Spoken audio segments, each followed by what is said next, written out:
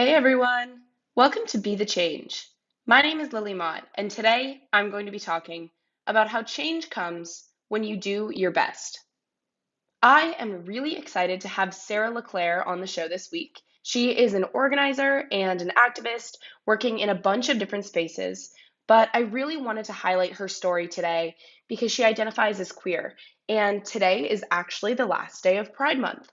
So I got to talk with Sarah about a whole bunch of stuff, and I'm super excited for you to listen. So without further ado, let's get started with this episode featuring Sarah LeClair.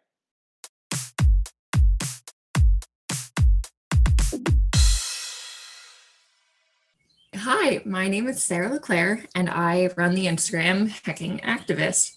So I am currently a student at the University of Rhode Island. I'm studying natural resource economics and a double minor in math and poli-sci.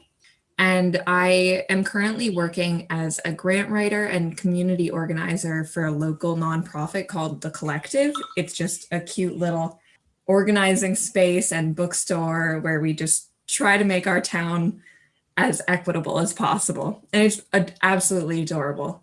And I've been in activism for quite a while now, and I've loved every second of it. I started out just volunteering through school groups and like Girl Scout programs and stuff like that.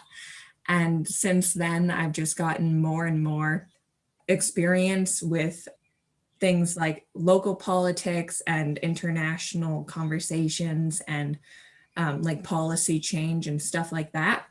And I'm just really trying to make a difference with individuals on a mental health level through my Instagram and trying to empower people to really be their full, authentic selves and be able to share that with other people, as well as working on local politics and policy change. And hopefully soon, I actually am going to be running for my town council as one of like the youngest town council members in Rhode Island. So hopefully we'll be seeing some progress with that soon. But yeah. Oh my gosh, that is so exciting to hear about town council, and we're definitely going to have to talk more about that. But I am so excited to have you on the show today. I'd love to start off by talking a little bit more about your background and your experience with activism and just kind of how you got to this point that you're at now. What experiences did you have that really led you to want to get involved in organizing, make your voice heard? For some people, they had like an aha moment. And I was wondering if you had anything like that that inspired you at some point. Yeah, no, absolutely. Those like are the best moments that you can have in any field, especially activism. I would say that my aha moment was a few years ago, my senior year of high school. I was trying to do a community project with like a local nonprofit. I was trying to build a rock wall in my town. It would be like a concrete, big, climbable structure that you could just like put at a playground, and then it would be cemented into the ground, and then kids could climb all over it. And it would be like a free, accessible rock climbing wall for anyone in the town who wanted to use it. And I was super psyched on the project because I'm a rock climber and I wanted to make it accessible to everyone who wants to do it, not just those who can pay to go into the gym to do it. Um, and so I like spent the whole year preparing my arguments. I spent like time with architects, city planners, town planners, like the town government. I spent so much time like within the small government system, um, just trying to plan and see how to do this project. And eventually, I finally got to the town council meeting where I asked for funds to fund the project. And tragically, they didn't give me any funding. So the project didn't go through. But it was the most inspiring moment of my life where I got to get up in front of like policy officials and present my hard work and like what I poured my heart and soul into. And even though it didn't pan out the way I wanted, it is still like an inspirational moment for me, and I someday hope to like finish that project. So it's kind of an inspiration in like a roundabout way where like maybe someday if I get high enough in the government, then I'll be able to build my own rock wall. I love that. And it would be such a cool full circle moment if you get to that point where you've got your own rock climbing wall. I'd love to talk some about the different issues that you're passionate about and also kind of the intersectionality of your activism, because there are so many different issues. Can you tell me some about the issues you're most passionate about, or maybe the issues that you want to focus on the most when you're an elected official one day? Yeah, yeah. This is actually somewhere I struggle a bit trying to define where I want to put my work in and what like areas need the most help. But over the years, I've found that whatever issue I try to address, whether it be like mental health or like voting or environmentalism or anything like surface level, the more you dig down and the more you actually look at the root causes of these problems, you're looking at systemic issues of like white supremacy, colonization, and capitalism. And those basically three aspects of society are causing, I would dare to say, the majority of our problems today, all ranging from mental health to voting suppression to environmentalism and like gender inequality.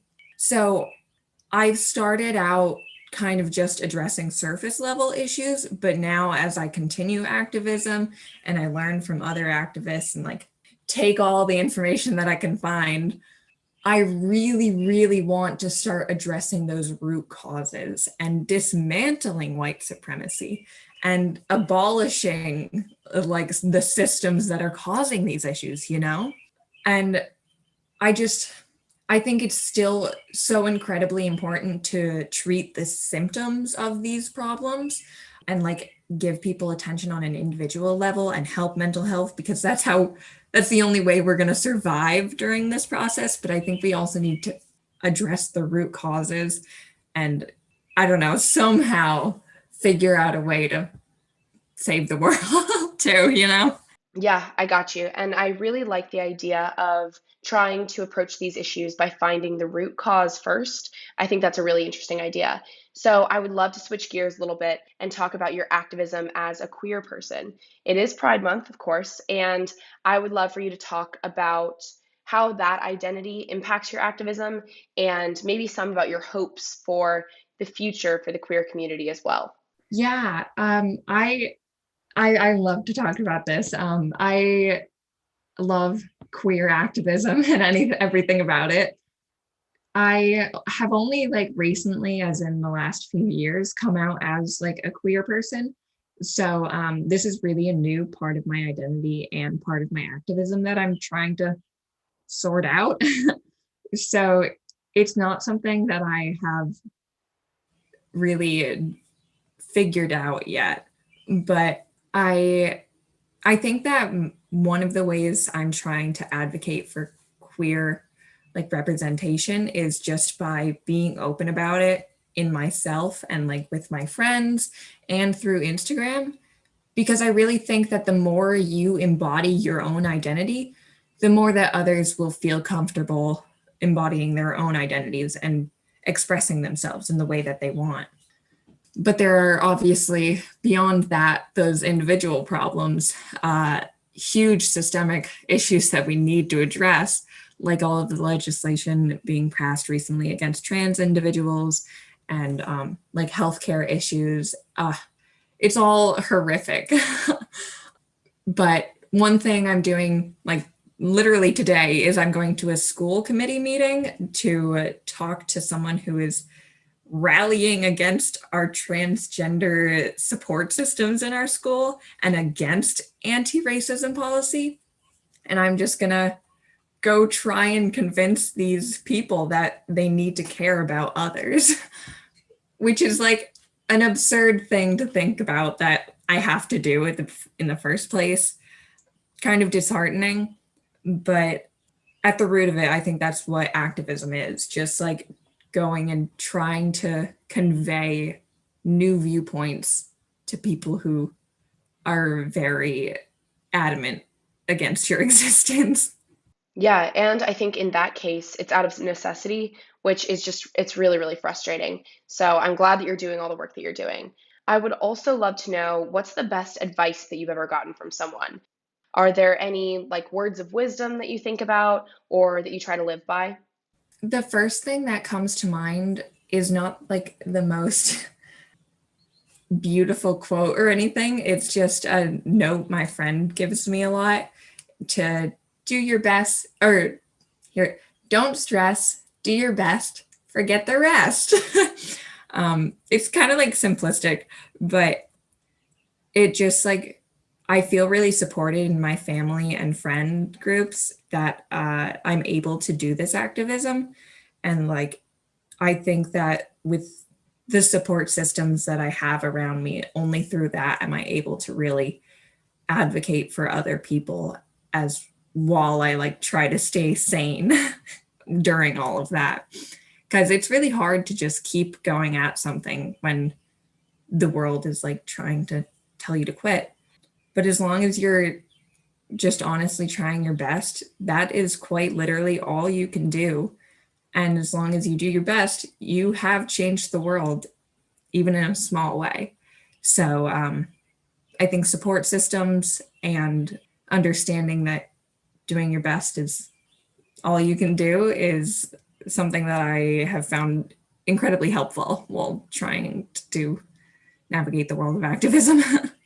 I love that point because it reminds me how every little bit really counts when you're trying to make change. So definitely thanks for sharing that. And I would also love to know if you were trapped in like an elevator with every person in the world and you just had kind of a quick couple seconds and you could share one thing with everyone. So it could be about activism, about a certain issue, just one thing that the whole world you'd want everyone to know. What would you want to tell everyone if you could? Ooh, wow, that is a very good question. That I have so many things that I want to say to everyone all at once, but I guess the one thing that I could really tell people is to take care of yourself and to take care of everyone else. You know, because that kind of encompasses making sure that you and your loved ones are surviving and okay in like this crazy world that we have. But it also is directed at if I'm in this elevator with all the billionaires, they need to take care of everyone else too. Yeah, I think that is great, and it's such an important thing to keep in mind. I know that you've been giving a lot of great advice on this episode, and I have one last question for you that I'm really excited to get your take on. Lots of young people, especially college students, want to create change and they want to make a difference in the world. Do you have any advice for these people who may just not really know where to get started? Oh, yeah, absolutely. So I think when you want to get into activism, the first thing you should do is listen. And that's listen to people online or in person or wherever you can find voices of change. And quite honestly, just listen to them as much as you can, internalize what they're saying, and educate yourself on as many topics as you possibly can. And then after you educate yourself on these issues and after you've been introduced to what problems are actually afflicting your community, then can you get into addressing the root causes and the symptoms of those issues. I think that as a generation and as a society, we're putting too much stress on every person has to speak on every issue or else you don't care. But that's not how it should be or what works best. We all need to find what motivates us and what our community needs and work within those two to really drive change and to make significant impacts. So there are so many mutual aid groups and nonprofits and food drives and homeless shelters and so many like group community organizations that you can get involved with if you just look it up like on Google or whatever. But in order to do that, you need to listen to what your community needs and be willing to be wrong and stuff like that.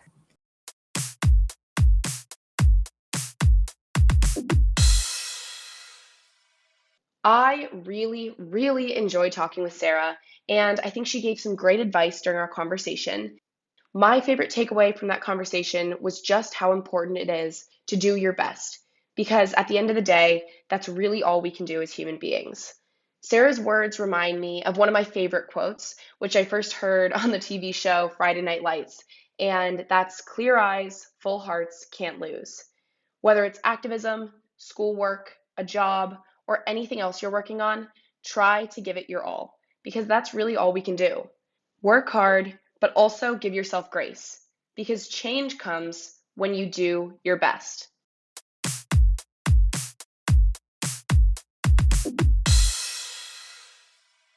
Thank you so much for listening to this episode, and you can follow Sarah on Instagram at hecking_activist to get connected with her.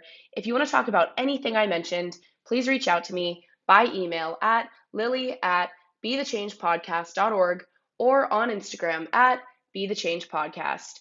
Tune in for my next episode, but until then, be the change you wish to see in the world. Bye, guys.